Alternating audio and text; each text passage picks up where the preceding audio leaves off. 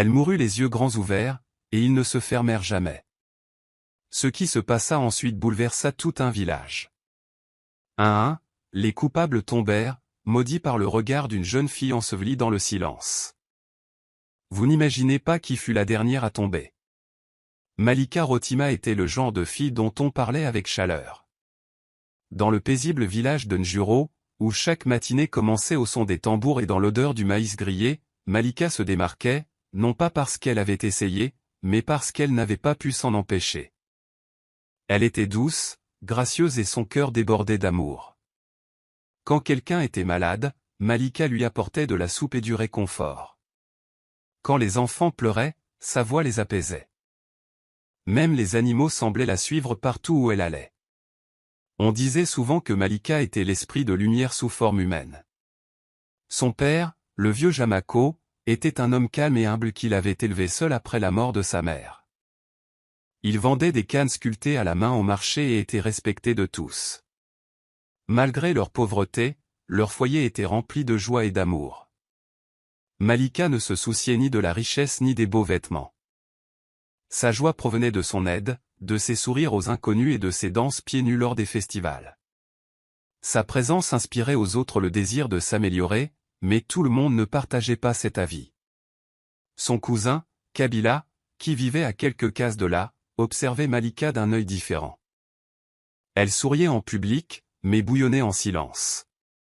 Kabila avait toujours rêvé d'être admiré, choisi, aimé comme Malika. Mais malgré tous ses efforts, ses robes éclatantes, son discours plus fort que tout le monde, elle était toujours reléguée au second plan. Et plus la lumière de Malika brillait, plus la jalousie de Kabila grandissait comme un feu caché sous les cendres. Pour le village, Kabila n'était qu'une jeune femme comme les autres.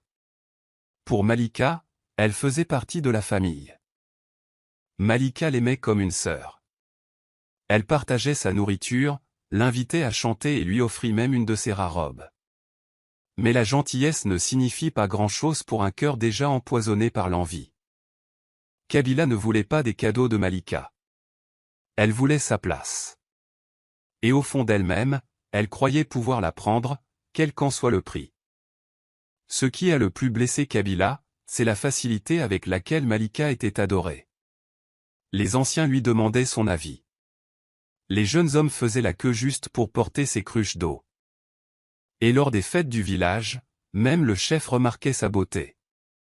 Et pire encore, Malika n'affichait aucune fierté. Elle restait humble, ce qui la faisait encore plus aimer. C'était insupportable. Un après-midi, Kabila se tenait derrière sa hutte, écrasant des feuilles sèches dans sa main, tandis qu'elle regardait Malika rire avec un groupe d'enfants. Son visage était calme, mais son esprit s'emballait.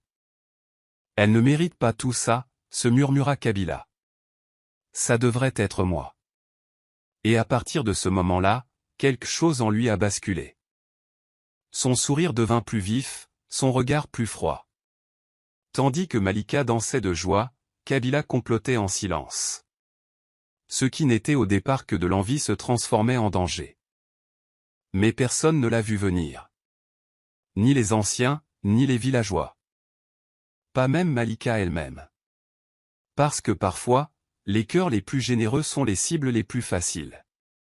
Et parfois, l'amour et la lumière deviennent la raison pour laquelle quelqu'un veut vous perdre. Dans le calme de nos rues, une tempête se préparait, et Malika se trouvait au cœur de celle-ci. Le village de Noru était en effervescence. C'était l'heure de la grande fête des moissons, le plus grand événement de l'année. Des tissus colorés étaient suspendus entre les palmiers, des marmites mijotaient des ragoûts épicés, et le son des tambours résonnait dans les champs. Les guerriers polissaient leurs boucliers, les danseurs répétaient sur la place et les enfants couraient dans le marché avec de larges sourires. Tout le monde attendait avec impatience le festival, et surtout l'arrivée de Malika, le joyau de Noru, sous les feux des projecteurs. Les hommes des villages voisins venaient juste pour l'apercevoir. Les chefs offraient des cadeaux, les chasseurs se vantaient de leur proie et les marchands apportaient des bracelets en or. Mais Malika ne prêtait aucune attention au bruit.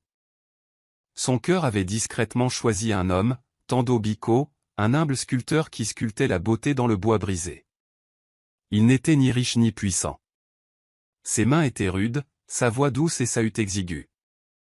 Mais il y avait quelque chose de rare dans son regard, la vérité. Malika la voyait, et en lui, elle voyait la paix. Tandis que l'amour s'épanouissait tranquillement entre eux, Kabila regardait, les poings serrés. Sa jalousie brûlait plus que jamais. Debout devant son miroir, elle se tortillait les cheveux et pinçait les lèvres de colère. Pourquoi elle? Crachatait-elle dans sa barbe. Pourquoi devrait-elle tout avoir? Amour, respect, attention. Et moi? Je ne suis rien. Kabila ne pouvait plus se cacher derrière des sourires polis. Son envie était désormais une flamme qui exigeait qu'elle agisse. Elle se regarda et murmura, avec un sourire glacial, « Je serai la fleur devant laquelle ce village s'incline, même si je dois creuser sa tombe moi-même. » Le plan prit forme lentement, comme du poison qui coule dans une coupe. Elle savait que la gentillesse de Malika la rendait trop confiante. Elle savait que les anciens du village adoraient Malika, mais avaient une faiblesse, le chef Kunda. Ce dernier était un homme vieillissant, autrefois respecté, mais qui cherchait désespérément à conserver son pouvoir. Son regard, voilé par les années, s'attardait encore sur les jeunes femmes. Et il avait toujours observé Malika avec plus que de l'admiration. Il la désirait, non pas pour son esprit, mais pour sa jeunesse. Kabila vit cette soif et la nourrit. Elle commença à rendre visite au chef au crépuscule, feignant de lui demander conseil. Elle portait des vêtements plus doux, lui proféra de doux mensonges et, petit à petit, lui empoisonna l'esprit de ses paroles. « Elle se moque de toi, chef, dit-elle un soir. Elle te traite de vieux fou dans ton dos. Elle dit que même un chien aveugle serait de meilleure compagnie. » L'orgueil de Kunda fut touché, ses yeux se plissèrent. Kabila se pencha plus près. « Elle ne t'aimera jamais, mais je peux t'aider à la faire tienne, si tu me fais confiance. » Le chef ne dit rien, mais la graine avait été semée. Kabila sourit, conscient de la tempête qu'elle avait déclenchée. Et tandis que le village célébrait les tambours et les récoltes, des ombres commençaient à se profiler derrière le rideau du pouvoir. Malika, dans son innocence, dansait librement. Mais derrière elle, la trahison s'agitait déjà comme un serpent dans l'herbe, silencieuse, mortelle, prête à frapper.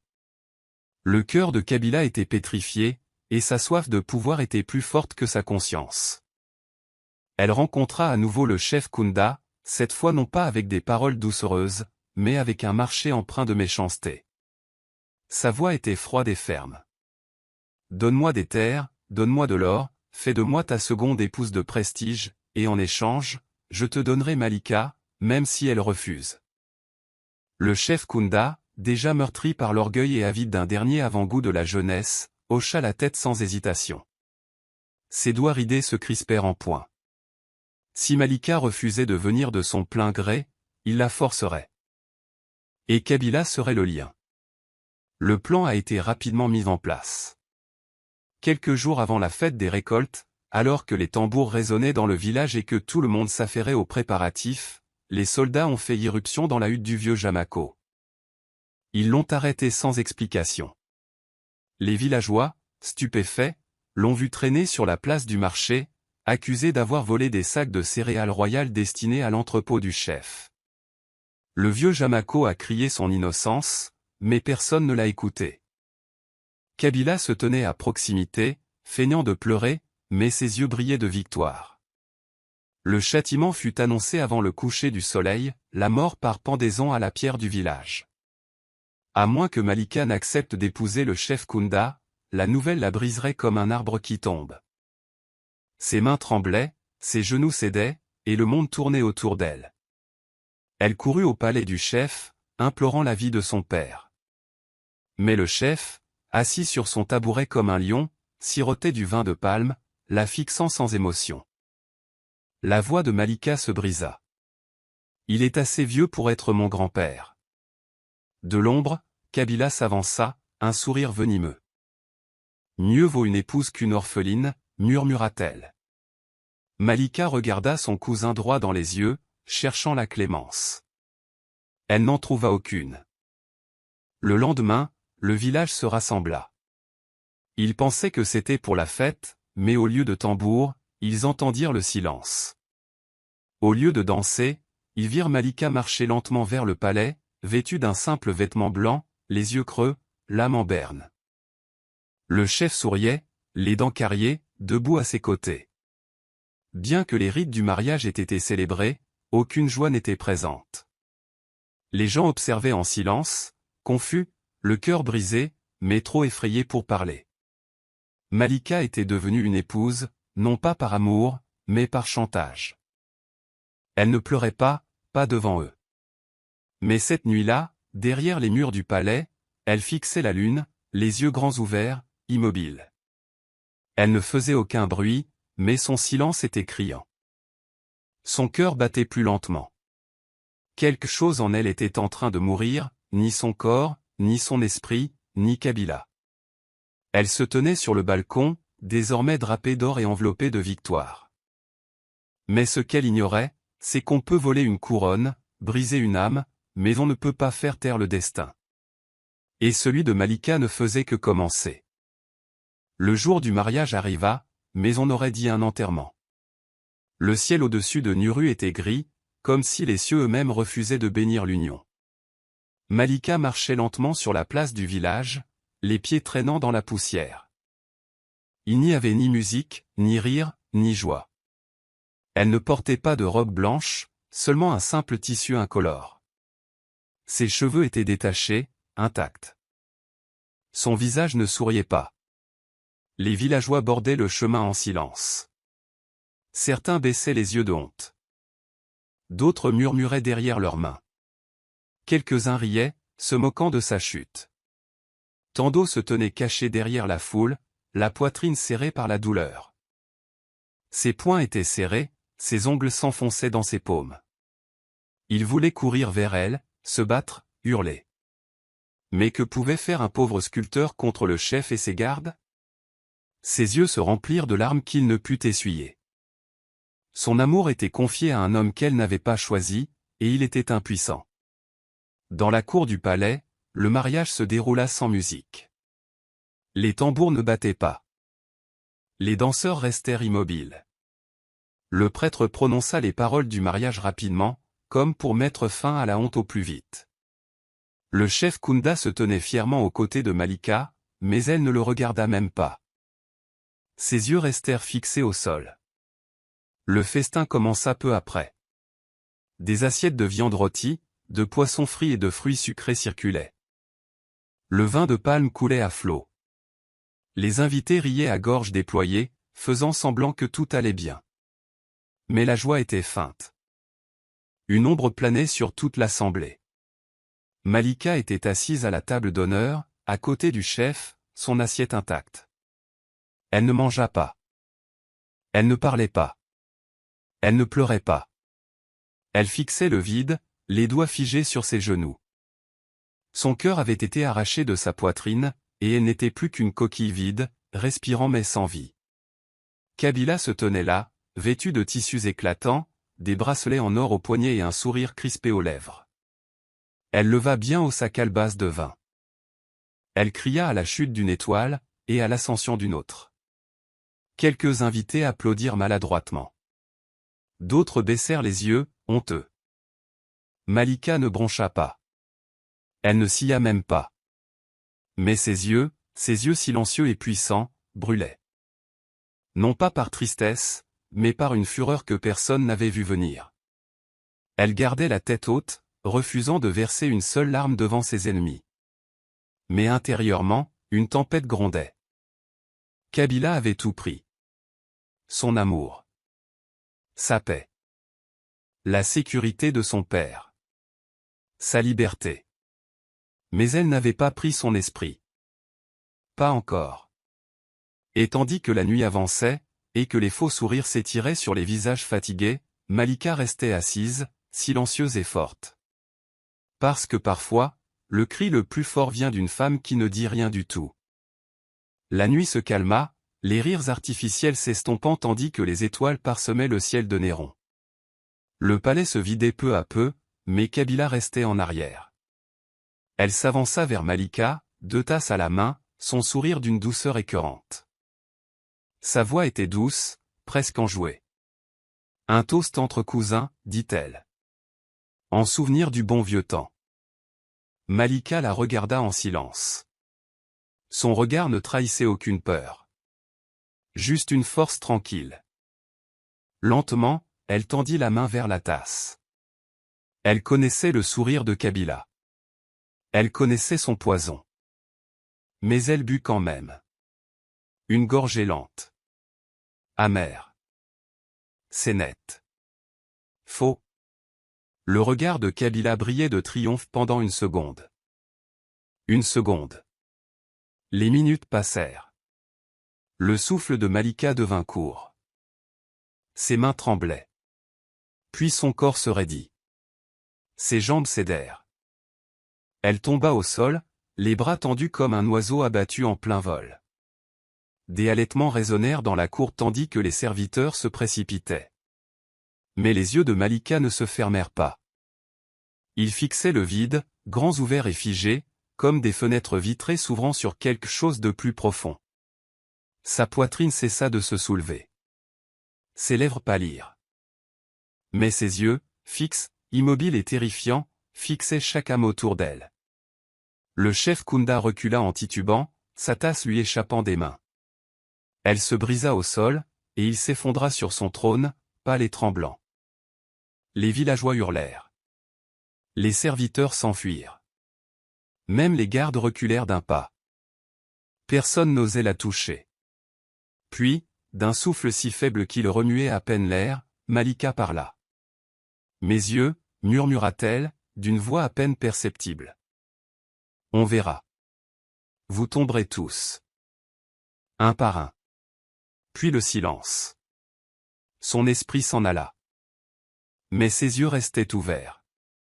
Observant. Attendant. La cour semblait plus froide. Le vent tournait. Et au plus profond de la nuit, les habitants de Nura chuchotaient ce qu'ils avaient vu. Une fille morte les yeux écarquillés. Une malédiction était née. Une âme trop mauvaise pour trouver le repos. Et la vérité pesait lourd dans l'air. Malika était peut-être morte, mais elle n'était pas partie. Pas encore. Lorsque Malika rendit son dernier soupir, un lourd silence s'abattit sur le village. Les anciens se rassemblèrent, le visage sombre, s'apprêtant à lui fermer les yeux. Un ultime acte de paix, croyait-il. 3 rois mages pressèrent doucement ses paupières, espérant apaiser son esprit agité. Mais malgré tous leurs efforts, ses yeux s'ouvrirent à nouveau, obstinés et inflexibles. Comme s'ils gardaient des secrets que personne ne pouvait comprendre, ils essayèrent encore et encore. Mais c'était inutile. Ses yeux refusaient de se fermer. Le cœur lourd, ils transportèrent le corps immobile de Malika jusqu'au plus ancien Nura, sous le vieil arbre-branche. Cet arbre était sacré, symbole d'unité et de force depuis des générations. On l'y enterra, espérant que les racines et la terre berceraient son esprit et lui apporteraient la paix. Mais à partir de ce jour, le village commença à changer. L'air près de l'arbre-branche devint froid et lourd. Les oiseaux, autrefois vifs et doux, cessèrent de chanter dans ses branches. Même les vents légers qui dansaient autrefois à travers Nura hésitaient maintenant, murmurant autour de la tombe sans jamais la toucher. Le village était différent, mal à l'aise, comme si l'esprit de Malika persistait, inquiet et observateur. Nuit après nuit, les villageois recommencèrent à faire le même rêve. Ils voyaient le visage de Malika, pâle et immobile, mais ses yeux grands ouverts, perçant l'obscurité. Elle n'était pas qu'un souvenir ou un fantôme. Elle était un avertissement, un rappel que justice n'avait pas été rendue. Ses yeux suivaient chacun de leurs faits et gestes, les tenant responsables des torts commis. La peur se répandit silencieusement à Nura, telle une ombre rampant sur les collines. Ceux qui avaient ri de son sort regardèrent maintenant par-dessus leur épaule. Des mères rapprochaient leurs enfants. Les hommes restaient éveillés plus longtemps, hantés par le regard d'une jeune fille morte mais qui n'avait jamais fermé les yeux. L'histoire de Malika n'était plus seulement une tragédie. Elle était devenue une malédiction murmurée par les anciens, un secret connu de tous. Ses yeux, grands ouverts dans la mort, étaient le signe que son esprit était loin d'être achevé. Le village savait, au fond, que ceux qui lui avaient fait du tort paieraient. Et ainsi, la vie à Nur a ralenti. Les récoltes diminuèrent. La joie s'estompa. Chaque ombre semblait cacher un avertissement, car les yeux de Malika étaient toujours attentifs, sans jamais se fermer, attendant le jour où justice viendrait, un par un. Une semaine après l'enterrement de Malika, le silence pesait sur Nura comme un lourd manteau. Les villageois tentaient de revenir à la normale, faisant semblant de ne pas sentir le poids de son regard. Mais quelque chose avait changé. Le chef Kunda fut le premier. Un matin, il sortit de sa hutte, les pieds ne touchant que le sol sec et ferme. Pourtant, comme tiré par des mains invisibles, il glissa. Son crâne s'est brisé contre un rocher pointu. Du sang a coulé sur la terre. Quand son corps a été retrouvé, ses yeux avaient disparu, crevés. Des corbeaux tournoyaient au-dessus de nous, leurs plumes noires comme la culpabilité. Les murmures se répandaient rapidement. La malédiction de Malika, disait-il. Elle observe. Puis, 3 nuits plus tard, la chèvre préférée de Kabila, celle qu'elle considérait comme la fierté de sa maison, poussa un cri si glacial qu'il glaça l'air. Les gens se précipitèrent dehors, croyant qu'un voleur était arrivé. Mais ce qu'ils virent fut pire. La chèvre brûlait. Ni à cause d'une torche, ni à cause de la foudre, juste des flammes jaillissant de son corps, éclairant la nuit sans raison. Kabila essaya de parler, mais aucun son ne sortit. Ses lèvres tremblaient. Ses genoux cédèrent. Elle rampa à l'intérieur, les yeux écarquillés de peur. Ce matin-là, des enfants commencèrent à chuchoter dans les coins du village. Malika regarde, dit l'un d'eux. Elle voit tout, ajouta un autre. Les anciens leur avaient dit de se taire, mais la peur s'était déjà répandue. Elle était dans les yeux des agriculteurs, dans les mains des batteurs, dans le dos des mères protégeant leurs enfants. Personne ne voulait admettre ce qu'ils ressentaient, que les yeux de Malika étaient encore ouverts. Non seulement dans sa tombe, mais dans l'air, le ciel et leurs rêves. Tant d'eau, désormais silencieux et vide, trouvait refuge dans son art. Il disparut des rues et ne réapparut qu'une seule fois, portant une statue en bois sculptée de mains tremblantes. C'était elle, Malika. Ses yeux écarquillés, sculptés avec tant de netteté qu'ils semblaient vivants, observaient tous ceux qui passaient. Il plaça la statue devant l'arbre-branche. Personne n'osa la toucher. Cette nuit-là, aucun tambour ne résonna à Nairo. Les anciens, nerveux et fatigués, se rassemblèrent et tentèrent de calmer les gens. Ils disaient, oubliez ce qui s'est passé, laissez le passé reposer. Mais comment oublier les morts dont les yeux ne se ferment jamais? Comment ignorer les flammes sans feu, les morts sans raison et les enfants trop effrayés pour dormir? Le village savait ce que les anciens ne diraient pas. La malédiction de Malika avait commencé. Et elle ne s'arrêterait pas tant que justice ne serait pas rendue, un par un. Un par un, ceux qui avaient trahi Malika commencèrent à tomber, comme elle l'avait prévenu dans son dernier souffle. Tout a commencé avec le juge du village, celui-là même qui avait déclaré le vieux Jamako coupable sans preuve. Ce jour-là, il avait ri au tribunal, fier de son pouvoir. Mais une nuit, alors qu'il dormait avec une igname grillée dans la bouche, il s'est étouffé. Personne n'entendit sa lutte. Au matin, il avait froid. Ses yeux étaient ouverts, exorbités par la peur, comme s'il avait vu quelque chose, quelqu'un, avant de mourir. Puis vint le garde qui avait traîné Malika enchaînée jusqu'à la hutte du chef Kunda, fort, fier et cruel. Un après-midi, il partit dans les champs. Les heures passèrent. Puis, une journée entière plus tard, les chercheurs n'ont retrouvé que sa chemise déchirée et une traînée d'herbe. Son corps n'a jamais été retrouvé. Certains disaient qu'il avait été englouti par la terre. D'autres murmuraient qu'il avait été emporté par l'esprit de Malika. Puis, l'aîné qui avait refusé d'aider Malika lorsqu'elle implorait sa clémence. Lui aussi connut une fin étrange. Son corps fut retrouvé pendu à l'envers à la porte du village, comme s'il avait été déposé là délibérément. Son visage était déformé par la terreur, sa bouche grande ouverte dans un cri silencieux. Le village n'a pas organisé de funérailles. Personne n'a réclamé son corps. La peur s'est emparée de Nuro comme jamais auparavant. Mais le pire sort était réservé à Kabila. Celle qui avait mis tout ce plan à exécution commença à s'effondrer. Au début, ce n'était que des frissons. Puis des voix dans la nuit. Des murmures dans les recoins sombres de sa hutte. La voix de Malika, l'appelant par son nom.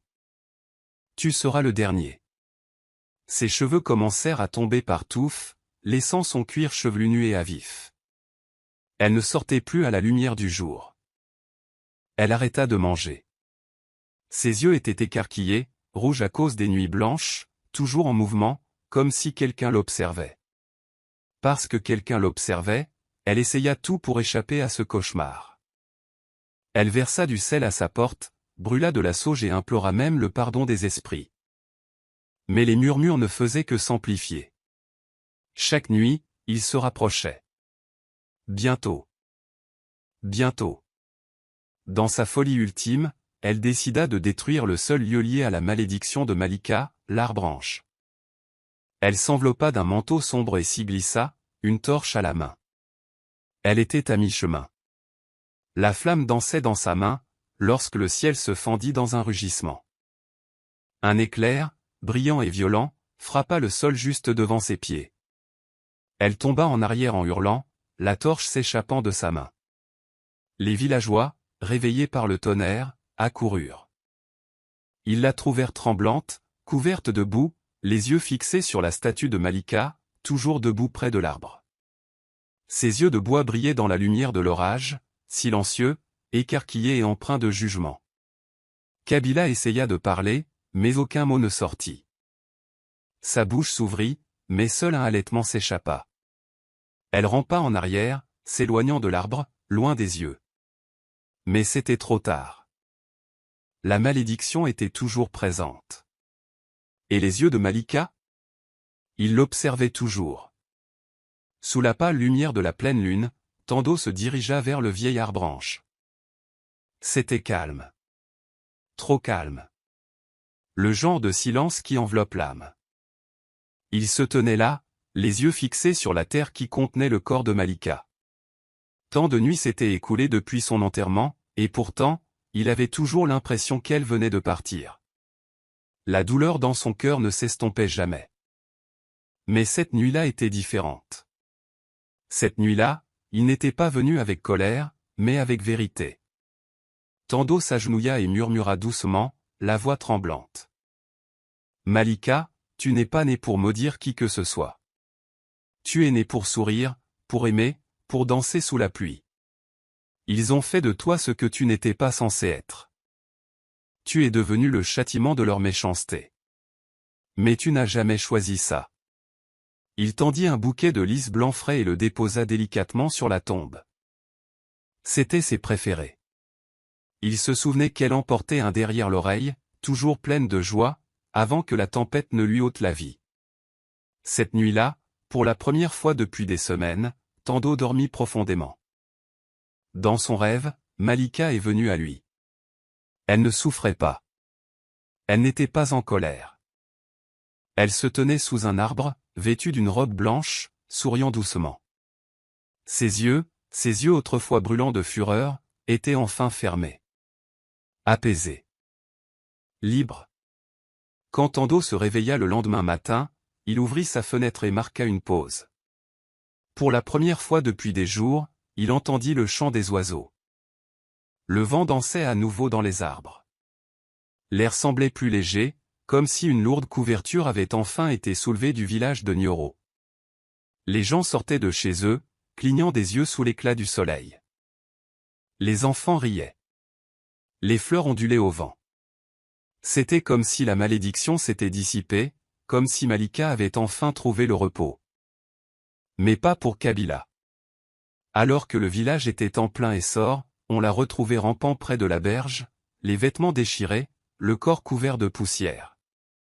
Ses cheveux avaient disparu. Ses mains étaient meurtries. Et elle marmonnait le même nom encore et encore. Malika. Malika. La femme qui marchait autrefois fièrement, qui tenait l'or dans une main et le pouvoir dans l'autre, n'était plus que l'ombre d'elle-même. Sa fortune avait disparu. Ses terres avaient été confisquées. Ses serviteurs avaient fui. Et pire encore, ses yeux étaient grands ouverts. Mais elle ne voyait rien. Elle était aveugle. Les gens la regardaient, non pas avec pitié, mais avec peur. Certains disaient que c'était la justice. D'autres y voyaient la touche finale de l'esprit de Malika. Kabila ne parlait plus clairement. Elle ne se souvenait plus de qui elle était. Seule subsistait sa voix brisée, murmurant un nom qu'elle ne pourrait jamais oublier.